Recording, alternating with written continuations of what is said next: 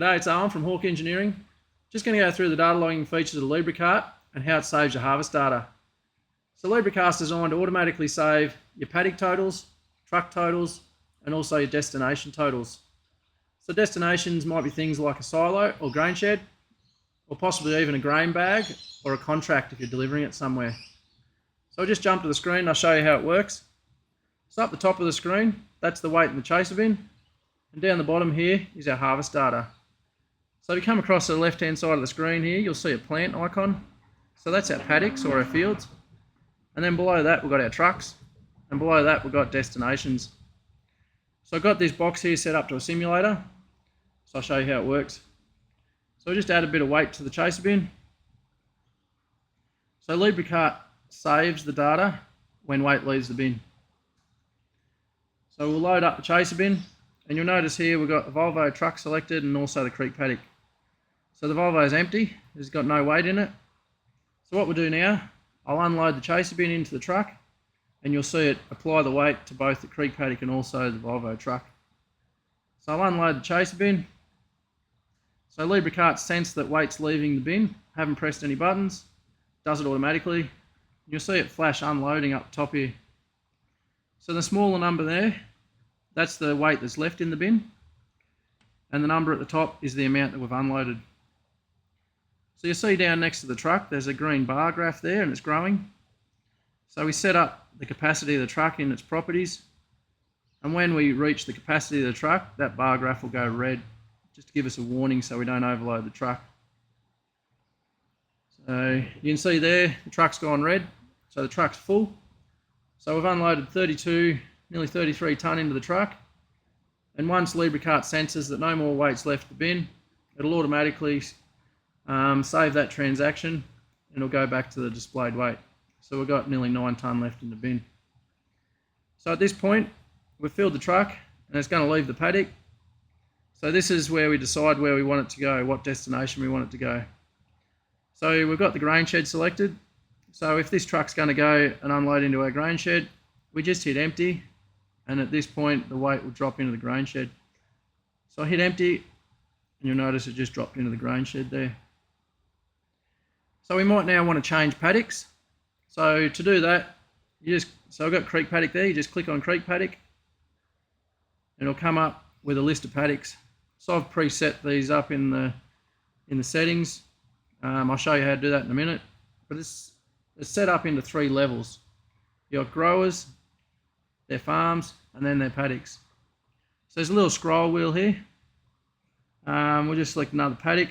We'll go to Rocky Hill. And now you can see Rocky Hills come up there in the list. We've already harvested some out of Rocky Hill. We've already harvested nearly 55 tonne. So I'll unload this amount into Rocky Hill. But just say we didn't care what truck was carting it out of the paddock. We're just carting into our own grain shed. We don't really care what truck it's going on. You can actually select no truck. So I'll click on Volvo and we'll go to no truck. So now we don't have to keep emptying the truck. We're just going to drop it into Rocky. When we harvest out of Rocky Hill, it'll go into Rocky Hill and it'll also go into the grain shed straight away. So I'll unload this weight now, and you'll see that it's just dropping straight into the grain shed. So there'll be no record of what truck carted it. So before it logs which truck's taken the grain out of the paddock, but sometimes we mightn't care. So if we want to go have a look at each of these transactions, so across the bottom of the screen, you've got fields, trucks, and destinations. So we'll click on the fields. We've got Rocky Hill and creek paddock there. We'll go into Rocky Hill.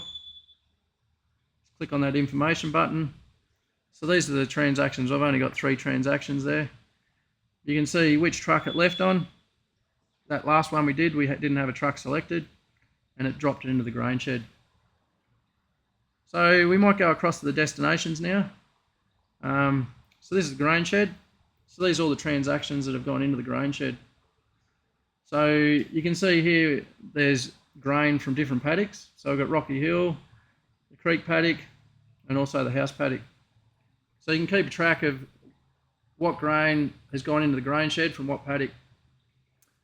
If we wanted to export this data, you just use the export button up in the top right of the screen.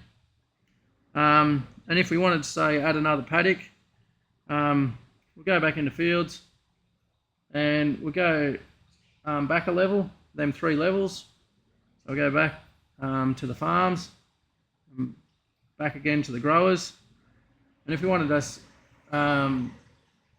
to add another one, you just hit the plus button up the top of the screen. So if we want to add another grower, we do it there. We go into that grower. These are their farms. You want to add another farm, we do it, hit the plus button there. If we go into that farm, this is where we can add another paddock. So we'll go back to the display screen. So Libra Cart does this with a feature called automatic unload detection.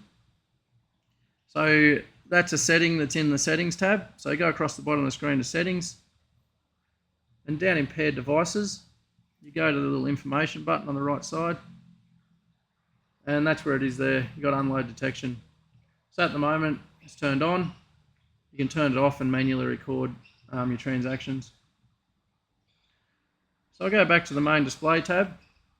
So see how it's got auto up the top? That's just telling us we've got automatic unload detection turned on.